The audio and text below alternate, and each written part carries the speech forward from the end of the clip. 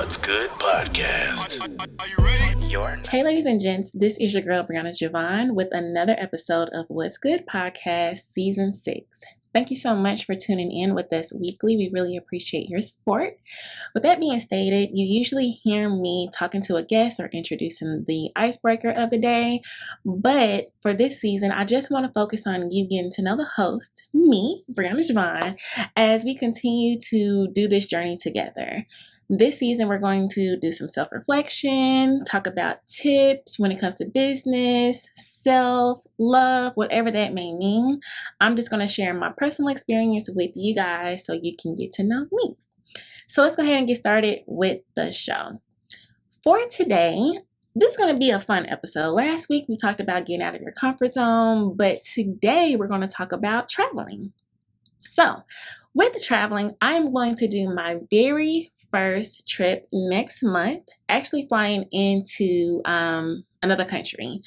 Usually I fly within the United States. I think before COVID, thank God, I did my first cruise. So that was really awesome, coming out of my comfort zone. I was excited. Watching the Titanic, I was really afraid. And that's probably a lot of people. I know I'm not the only one. But yes, going on my first cruise, I was very nervous because of the Titanic. That was definitely the reason why, because I did not want to get stuck out there in the ocean. So I am super excited that I was able to have that opportunity before COVID, because now you have to get vaccinated and I'm not vaccinated. And I really don't want to think about, getting vaccinated just to enjoy my life. So I am excited about this opportunity of actually flying into Mexico. So this is going to be a really exciting trip. So there are some things that I wanted to bring on this show because this was my personal experience with getting travel arrangements together as well. There's multiple people that's involved. So I just want to share behind the scenes of what I've been going through. So one in particular, what I went through was getting my passport. As mentioned, I've never really gone out of the country like that.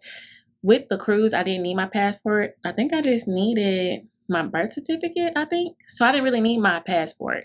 So me actually getting my passport and the process and procedures to go with it, I was very confused. What I did, which is probably a natural reaction for a lot of people, is I just Googled it.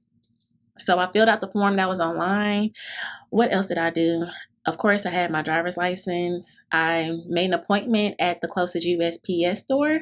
And this is something that I want to mention. Make sure before you leave or, whatever time frame that you have with going out of the country, make sure with getting your passport, it's done well in advance, maybe 2 months ahead, because it does take some time, especially with it being backed up. It takes a lot of time for your passport to come back to you. So definitely do it at least 2 months before you're headed out the country and your trip plans and things of that nature. So definitely do that.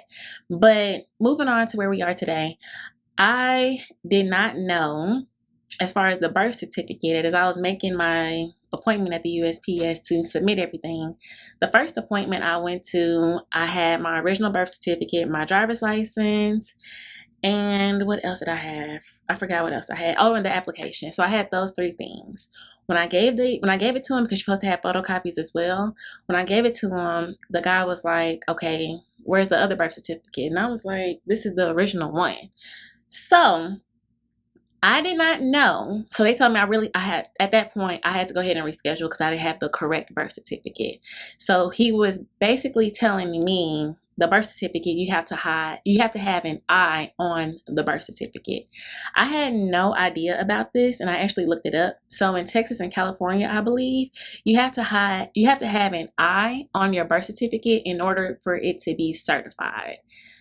I was very confused because that was my original birth certificate from Charleston Methodist.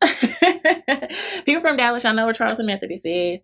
So that was the original birth certificate from the hospital. So I was confused on to why I had to get a different one. So doing my research, due to 9/11, there were a lot of documents that were duplicated and people cloning documents and things of that nature. So what they did to make them actually official and certified documents for the government is that they were adding a little I on there to show that they are certified. So with me not having to have to go through this procedure in the past before, I had no idea. So I went to, what was it, City of North Richland Hills to go get the official documentation for my birth certificate, and I noticed that there was an I on there. Another acceptable birth certificate is a long form, and you guys can look this up, but it was very important for me to share that with you because I don't want you guys to make the same mistake I did, because I went in there thinking I had all my information. I had my birth certificate, I had my ID photocopied and everything else. But I had to reschedule because I didn't have the correct birth certificate. So if you're thinking about traveling outside the country, make sure when you get your passport, right? If you already have your passport, you don't have to worry about it. But if you're registering for a passport, it is so important for you to have an I. And you can Google it. Put birth certificate, put the letter I on there, Texas, and it'll show you exactly what your birth certificate should look like. You can either do that one or a long form. You can also look it up, Texas birth certificate long form, to make sure you have the proper documentation so you don't get rescheduled like I did, right? So that is something I definitely want to share. Another thing that I wanted to share with you is if there's multiple people that's involved, make sure you plan ahead of everything. Don't wait till the last minute. Definitely plan all your activities. Make sure you plan your living situation. Make sure you plan out every little bit as much as you can, because there's so many things that's happening in the world, like sex trafficking. There's a lot of different people that's scamming when you get to where you need to be. So they take your money and it's not really what you thought it was going to be. Even with living arrangements, it's the same thing. It may be on Airbnb, this beautiful thing, but then when you get there, y'all seen the Martin episode, what they received. So you don't want to ever get caught up in that situation. So I just wanted to just pretty much share those experiences of what we're doing right now to help us as we're planning for our trip next month. So I'm excited.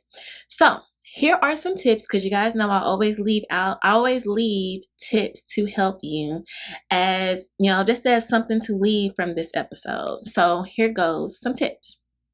Number one, as mentioned earlier, make sure you get your passport at least 4 to 6 weeks out.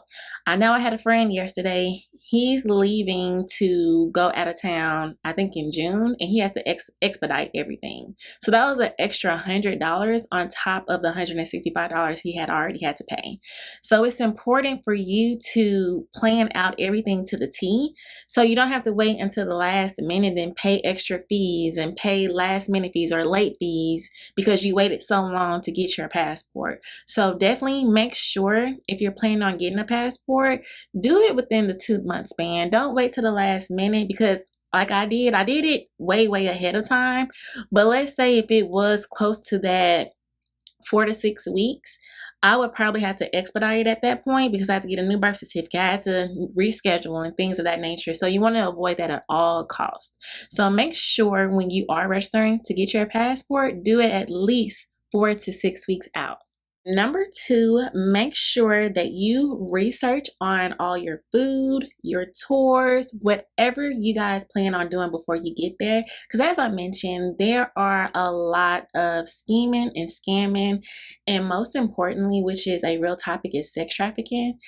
You have to be careful before you do leave the country, or even just in the United States. There's a lot of kidnapping. Sex trafficking is real. So please make sure that you do all the research possible before you are headed there. TripAdvisor has a lot of great reviews. Google, there's a lot of food bloggers, a lot of travel bloggers. You can check out their websites, their content, reviews, website reviews, even YouTube has a lot of different videos to show what's good in that particular city or that country for you to do.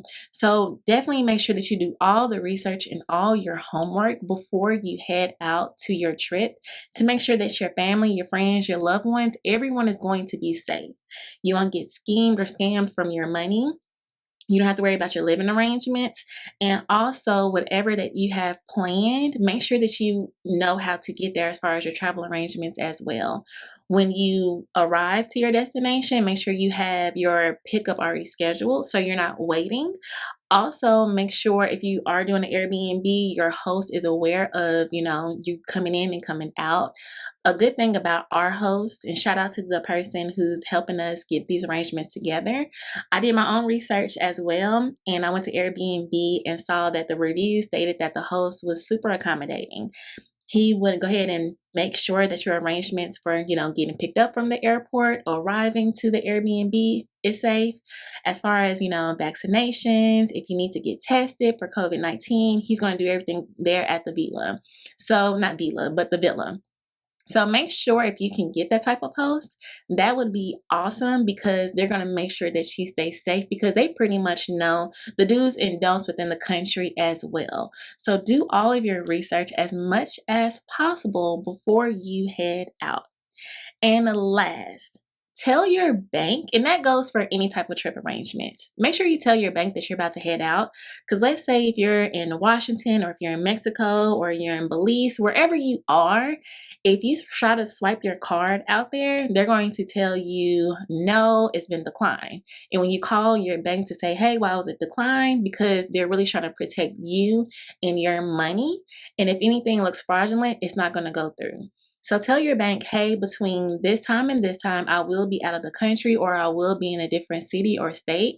So they'll know, okay, when that transaction comes through, we'll already have it over here and we're notified that we are good with moving forward and it's not a fraudulent transaction. So definitely make sure that you tell your bank that you are about to travel. With all that being stated, that's all I want to talk about because I'm super excited about my trip to Tulum and it's going to be a great time. So I just wanted to pass on different things that I am going through right now and how to share resources and tips to just help you with your next traveling arrangements. Or your next trip, however you want to say it. So have fun, but be safe at the same time. Thank you so much for tuning into another episode of What's Good Podcast. If you're listening to this morning, noon, evening, or night, thank you so much and we'll see you next time.